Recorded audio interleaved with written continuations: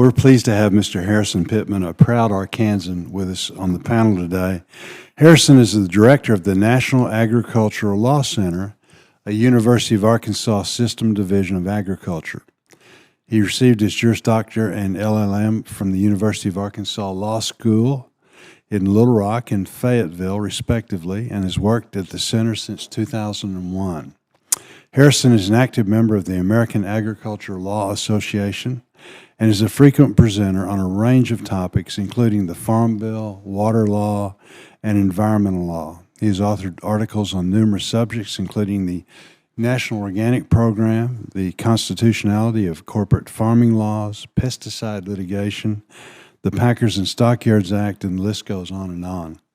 Many food, environment, and agriculture stakeholders depend on Harrison and his team to work to provide accessible, dependable, and objective legal analysis. So we're all proud of the work that they do. Thank you, Harrison, for taking the time to be with us, and a special thanks to the rest of the panel for your willingness to be with us today. Chairwoman Stabenow, Ranking Member Boozman, and members of the committee, thank you for the opportunity to move that down a little bit, to be here with you today and testify as part of this hearing on foreign ownership of U.S. agriculture. As you all know, this is an issue of great national significance, and it's one that has garnered significant attention throughout the country. And in our experience, it's been with stakeholder groups all throughout the ag industry and then those that aren't traditionally involved in ag issues.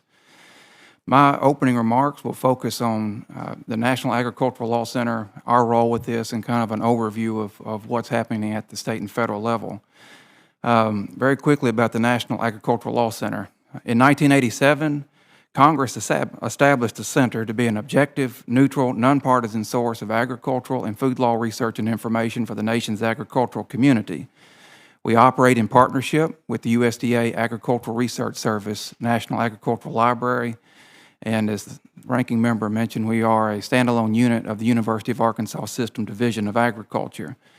On a routine basis, we provide research and outreach on a wide range of issues to producers of all sizes and commodities throughout the United States, state departments of agriculture, state and federal policymakers, farm organizations, attorneys, students, and many, many more. We do not engage in legal or policy advocacy of any kind. The Center's been very involved on the issue of foreign ownership of agriculture, and specifically on the issue of foreign ownership of agricultural land. And particularly so in the last 2 to 3 years. Just as I'm here today, one of my colleagues, Micah Brown, is actually testifying before the Mississippi legislature on foreign ownership. Was in Nebraska last week. I'll be in Indiana next week. And that's just a snapshot in time of what we have going on in this area. In terms of state level activity, in 2021 and 2022, at the state level, we saw a very significant increase in activity in the number of proposals.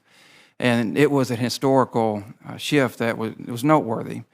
And most of those proposals focused on foreign ownership at large.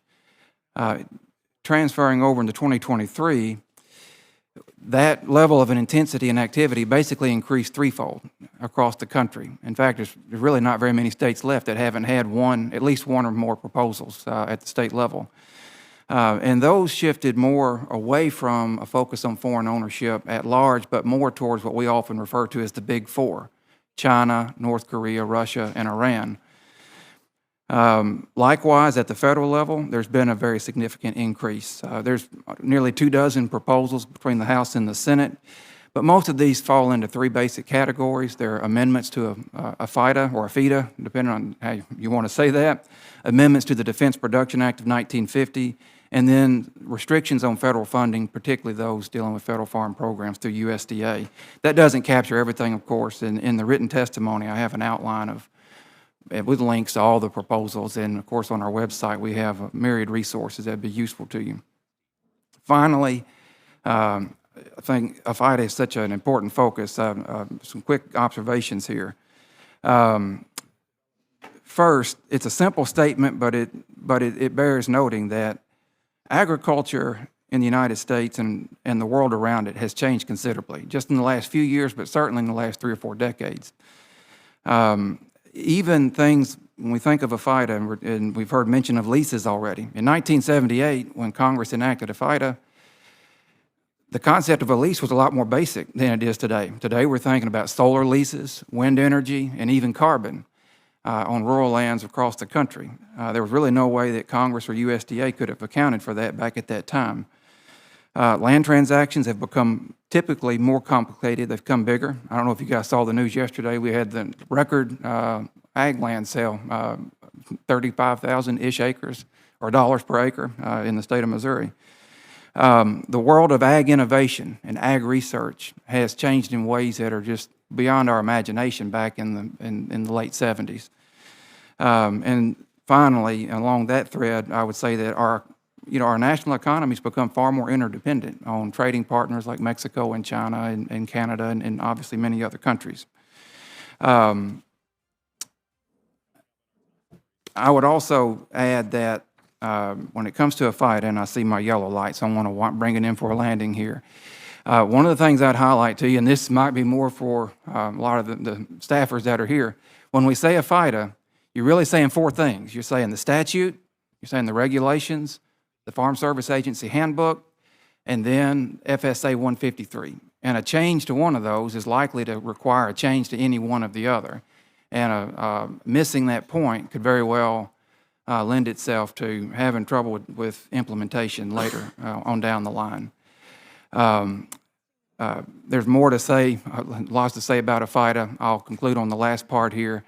When you look at how it's implemented today in 2023,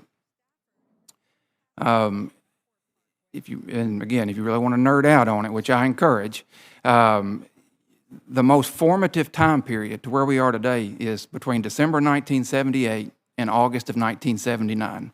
That's when Congress passed the FIDA and provided agency authority to USDA.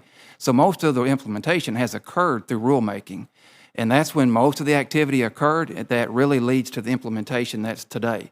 So going back to that original thought about how much things have changed, put yourself in the shoes of somebody in 1978 and 79, and then having hindsight today to look back on that. And then if you think a FIDA is easy, you probably haven't spent enough time with it. If you think it's hard, it's probably harder than you think. The devil's in the details, and I'll conclude there. More than happy to answer questions today and in the future for this and other issues that come up. Thank you for your time. Mr. Pittman, based on your legal analysis, do you find a FIDA as currently written sufficiently such that it captures pertinent foreign investments in U.S. agricultural land? You mentioned the problem with it being written in the 1970s. Here we are now. Does it still work in that regard concerning that narrow area? And to fight the microphone here a little bit. That's actually a difficult question, believe it or not. I would put that into two parts. The first is more of value judgment. People in this room, people around the country would have a different viewpoint potentially on whether a FIDA is strong enough, whether it goes too far, whether it's on the mark or somewhere in the proximity of any of those on the spectrum. Where I think that before you get to that point, the part you go through, and this is how I break it down, a FIDA I'd put as definitional and then situational, meaning more specifically, as was articulated a moment ago, foreign persons. It has a specific definition under the statute and the regulations. When you deal with foreign governments or foreign individuals, I think that's fairly easy. I mean, that's easy. When you get to the business entity aspect, it gets more difficult, and I think when you get to U.S. business entities, that becomes more difficult on the definitional side, meaning when is it that a U.S. entity is required to report under a FIDA? And that turns into what's, again, goes back to definitional, significant interest or substantial control, which is a linchpin of the entire reporting system. It's in the statute, not defined in the statute, but it's defined in the regulations. And again, I encourage people to go back to 78 to 79. It's changed since then, but that's where the foundation is laid. And then within significant interest or substantial control, you have some bright line tests, such as acting in concert or not acting in concert. And, to my knowledge, there's not a definition of those. And so going back to that part about the foreign persons and that U.S. entity example, it's not, what I would say is that the way that the rules are set up, when you kind of stretch them out on the table, a U.S. entity will report up to 3 tiers, T-I-E-R-S, tiers of ownership. And then it turns back into situational, meaning once that occurs, then the secretary is given the authority, discretion to then go ask for more information about foreign persons that are below that 3rd tier. And when that information comes in, it goes back to situational again, where they can ask for some more information. And so depending on, come full circle, on what your value judgment is on that, and we heard a lot about, resources being limited. I don't have any firsthand knowledge of it, but my guess is that USDA is not able to routinely go back and exercise on that situational side of going back and, potentially what I would just call the Garden of Eden on ownership in an entity. And so that's how I would analyze it. That's how I'd encourage people to look at it, and then, inform on that, and of course, they'd have their own viewpoint on what that would be.